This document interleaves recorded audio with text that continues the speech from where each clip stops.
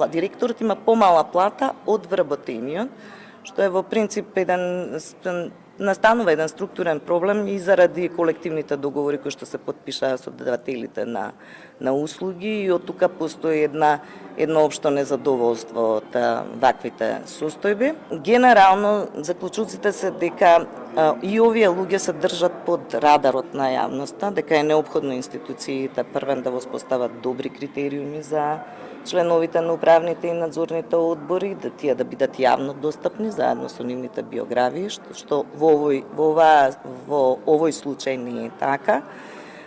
Има институции, има добри примери каде што можеме да забележиме дека имињата на членовите и нивните биографии се објавени, но тоа не важи за сите 500 институции.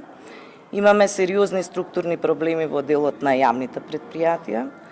Например, имаме јавни претпријатија кои што се соочуваат со проблеми заради неможноста да ги приберат комуналните такси, бидејќи веќе нема ни население во руралните средини. Од друга страна, треба да се собере сметот, треба да се пушти вода, така да тука има сериозни структурни проблеми за кои што треба да се размислува за некакво окрупнување на овие области, односно окрупнување на овие услуги за граѓаните во определени региони, бидејќи на крај ќе се соочиме со банкрот на голем дел од ваквите јавни претпријатија.